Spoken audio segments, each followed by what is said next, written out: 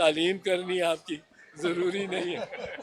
Audio leaks کے حوالے سے کیا کہیں گے کہ اس وقت عمران خان کی بھی آڈیو لیکس آ رہی ہیں، شہباز صاحب کی آ رہی ہیں، مریم نواز کی آ رہی ہیں، تو کون ہے جو دونوں پارٹیز کی جو ہے وہ آڈیو لیکس کر رہا ہے اور مختلف ایک وقت سیاسی صورتحال؟ میرا سوال بھی اس میں ایڈ کر لیجیے گا کہ وزیر اعظم ہاؤس ہی جب سیف نہیں رہا تو پھر کیا سیف رہا ہے؟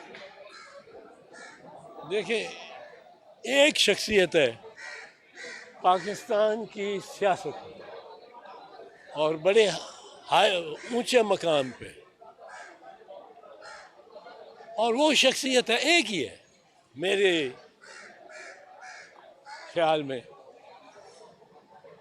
جس نے یہ دعویٰ کیا ہو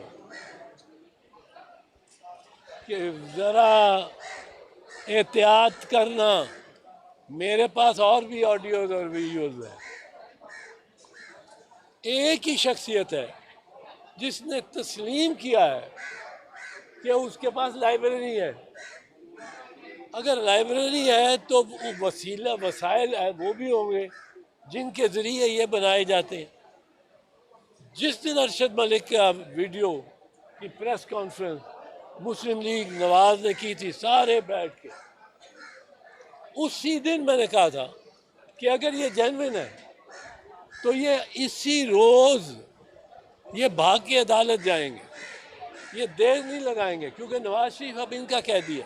اگر یہ جینوین ہے ٹیپ تو مسلم لیگ نواز چاہے گی اس کو فوراً اسلام آباد ہائی کورٹ لے جائیں، سپریم کورٹ لے جائیں اس کو، اور نواز شریف کو رہا کرائیں. کوئی نہیں لے کے گئے. وہ ٹیپ بنی چیف جسٹس ثاقب نثار کی. میں نے کہا اگر یہ جینوین ہے تو یہ اس کو لے کے فوراً جائیں گے.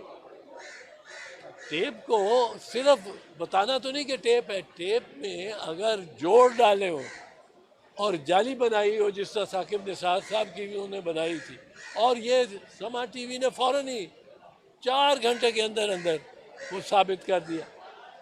تو ایک شخصیت ہے جس کے پاس یہ صلاحیت ہے، اور ٹیپ ساری اسی جماعت سے متعلق یا اس کے انیشیٹو پر، اس کی تحریک پر نکلتی ہیں. وہ ڈان لیکس ہوتا ہے تو اس میں ان کا ہوتا ہے کردار ہوتا ہے. اور اب تو مریم بی بی نے ایک کام بڑا واضح طور پہ کر دیا، بڑا واضح، اور وہ یہ ہے کہ پاکستان مسلم لیگ نواز میں انتقال اقتدار ہو گیا. مریم ہیز ٹیکن اوور، کوئی اور اس کے علاوہ.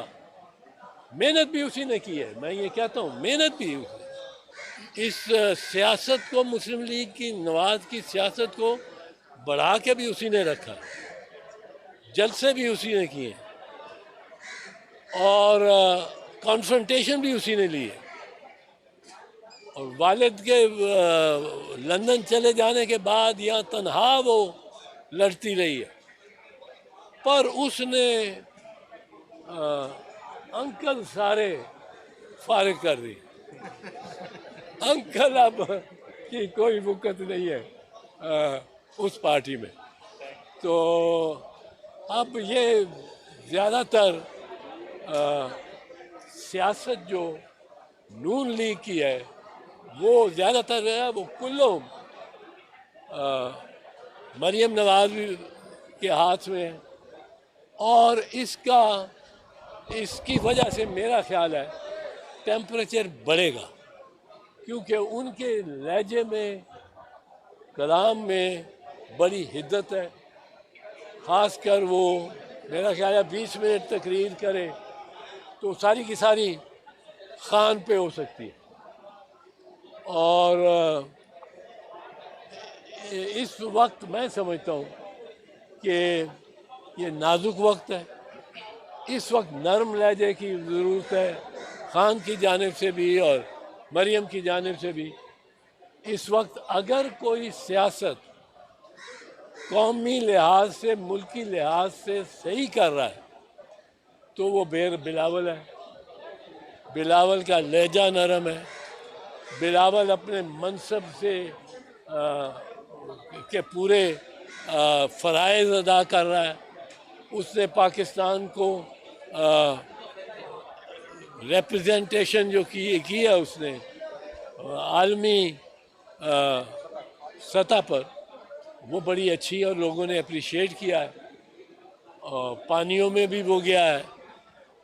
تو میرا خیال ہے لہجہ ذرا بلاول والا اپنا لینا چاہیے ان دونوں کو, اور کوئی پاکستانی کی خدمت کے لیے کام کرنا چاہیے. یہ کوئی بات نہیں ہے کہ جی